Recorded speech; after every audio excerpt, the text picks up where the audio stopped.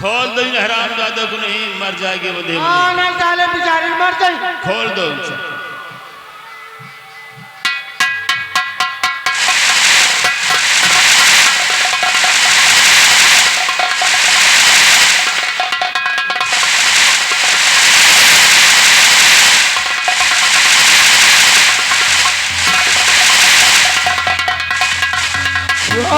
वाह और ज्वाला सिंह, आज तू मेरे हाथों से बचकर नहीं जा सकता। आज मैं तेरे हाथों में हथकड़ी पीना कर सलाखों के पीछे जरूर डालूंगा। मगर क्यों? इसलिए कि मैंने कानून के सामने कालीचरण सिंह का खून किया है, इसलिए। सही कहा, आज तूने एक कानून के सामने अपने खून हाथों से रंगे, अरे एक निर्दोष का खून किया है। और क्या बिगाड़ा था, अरे क्या दुश्मनी थी तेरी जो ठाकुर कालीचरण को मौत के घाट कर दिया। इंस्पेक्टर साहब, अगर आप जानना चाहते हैं तो सुनिए कि मैंने कानून की नजरों के सामने कालीचरण का खून क्यों किया। मैं जानना चाहता हूँ। सुनो, मैं भी तुम्हारी तरह कभी कानून का मुहाफिज था। सबसे पहले तो आप ये जान लें कि आपके सामने मैं जो डाकू ज्वाला सिंह बनकर खड़ा हूँ, मैं कोई डाकू ज्वाला सिंह नहीं हूँ इंस्पेक्टर। मैं वही फौजी वीर सिंह हूँ।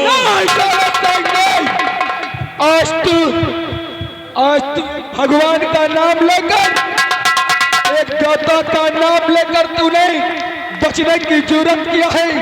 अरे जब मेरी पहली पोस्टिंग हुई थी तो मुझे तभी मालूम हो गया था। एक चंदा नाम की लड़की ने बताया कि फौजी वीर सिंह का घर जलकर राख हो गया और तीनों प्राणी उसी आग में जलकर मर गए।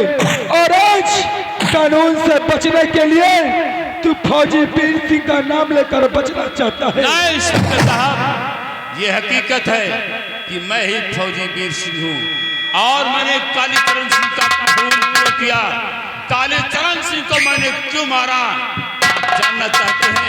मैं जानना चाहता हूँ। सुनिए, मैं भी तुम्हारी तरह कभी कानून का मुहाफिज था।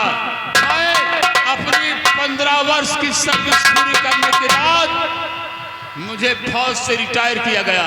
मैं रिटायर होकर घर आ रहा था तो रास्ते में इस कालीचरण सिंह का एक बंगला है जिसे लाल बंगला कहते हैं, जो नदी के किनारे है। उसी बंगले के समीप से मैं जा रहा था कि अचानक मेरे कानों को एक आवाज सुनाई पड़ी, एक चीख सुनाई पड़ी जो किसी लड़की की चीख थी। जब मैं वहां पहुंचा, देखा तो एक कालीचरण उस लड़की को भेड़िए की तरह नोचना चाहता था। मैंने किसी तरह उसके चंगुल से उस लड़की को बचाया। उसके बाद मैं अपने घर आया और साहब, घर आकर हम और हमारी पत्नी दोनों खुशियां मना रहे थे, आराम कर रहे थे। आराम करते करते हमें नींद आ गई, हम दोनों सो गए। हमारे सो जाने के बाद वो कालीचरण अपने लठैसों के साथ आया और हमारे घर को चारों तरफ से घेर लिया। हमें और हमारी पत्नी मीरा को खंभों से बंधवा दिया। खंभों से बंधवाने के बाद जानते हो, जब हम दोनों को खंभे से बंधवा दिया, उसी वक्त हमारी बेटी काजल स्कूल से आ गई। इंस्पेक्टर साहब, हम दोनों को खंभे में बंधवाने के बाद उस कालीचरण ने हमारी मासूम बेटी की अस्मत लूट ली। हमारे घर को आग लगा दिया।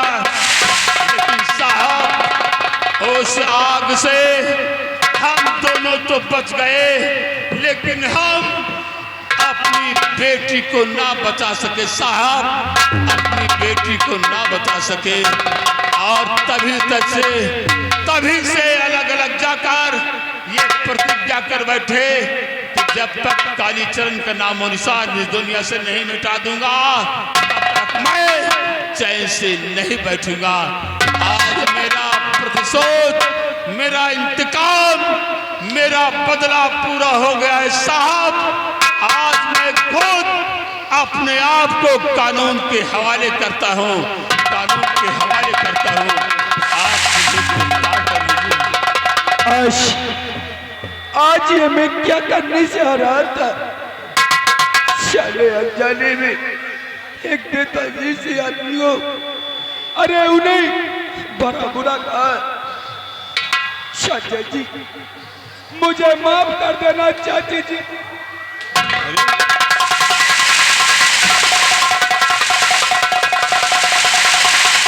साहब जी ये कौन है?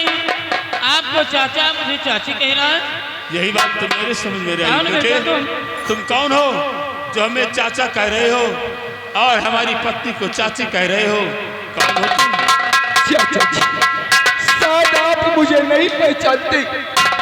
अरे मैं और कोई नहीं, मैं गोमती का बेटा साजन।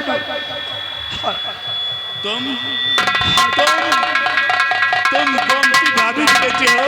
हाँ चाचा। मतलब मेरे दोस्त जसवंत सिंह के बेटे हो? हाँ चाचा। अरे बेटा साजन, बरसों पहले तुम्हारे पिता ने ये सपना देखा था कि एक दिन तुम्हें पढ़ा लिखा कर तुम्हें पुलिस का अफसर बनाएंगे।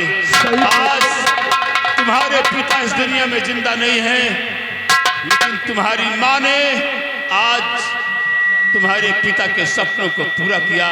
आज तुम्हें इस रूप में देखकर मैं भी खुशियों से फूला नहीं समा रहा हूँ। चाचा जी बेटा, आज मैंने जाने अनजाने में आपको और चाची जी को बहुत कुछ कह दिया। उसके लिए ये आपका बेटा माफी चाहता है। नहीं बेटे, इसमें तुम्हारी कोई गलती नहीं है। ये तुम्हारा फर्ज था, तुम्हारा कर्तव्य था जो तुमने पूरा किया है। और चाचा जी क्या बात है? आपने कानून की नजरों के सामने खून किया है, और मैं चाहता हूँ कि मैं आप और चाची जी के हाथों में हथकड़ी डालकर मैं सलाखों के पीछे ले जाऊं, और वादा करता हूँ अच्छा सा अच्छा वकील करके आपको कम से कम सजा दिलवाऊंगा और बहुत जल्द जेल से रिहा भी करवाऊंगा। शाबाश, साहब क्या बात है? जब हमें साहब के पहली पोस्टिंग रायपुर में हुई थी साहब, तो साहब एक चंदा नाम की लड़की से साहब हमें प्यार करने लगे रहे। अच्छा ये? हाँ यही साहब, हम सोचे साहब इनके माता पे गांव में है, हाँ वो तो है। अब आप गए क्या माँ बाबू समझो साहब, करा दियो शादी नहीं। अच्छा ये बात है, ठीक है, जाओ तुम उस लड़की को ले आओ। इधर आओ साजन। क्या मिस्टर, सबसे बड़े गुनहगार तुम हो और हथकड़ी मुझे पहनाई जा रही है। चाचा जी मुझे बताने का समय ही कहाँ मिला है। ठीक है, जरा बेटी आओ। तुम्हारी माँ यहाँ पर नहीं है, जरा बेटे तुम्हारी माँ यहाँ पर नहीं है। हम तुम्हारे पिता के दोस्त हैं, जो आज हम ही तुम्हारे माता पिता हैं। रस्म मैं आज तुम दोनों को एक ऐसे टूट बंधन में बांधूंगा जो एक जन्म तो क्या 7 जन्म तक नहीं टूटता, और हमें विश्वास है कि तुम दोनों इस अटूट बंधन को कभी टूटने नहीं दोगे।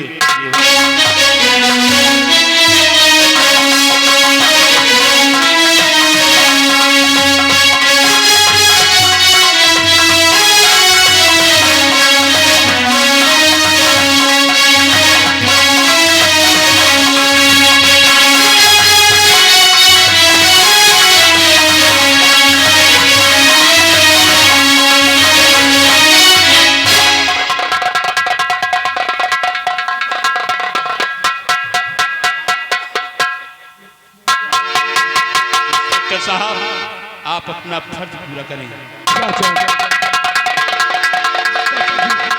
मैं आप दोनों के हाथों में हथकड़ी पहनाना चाहता हूं। हमें कोई इतराज नहीं। चलो अब हमें ले चलो। बस आखिरी तमन्ना यही है कि जेल से छूटने के बाद मैं अपनी बची हुई जिंदगी तुम लोगों के साथ बिताऊंगा। चलो हमें ले चलो। तो प्यारे दर्शक बंधुओं,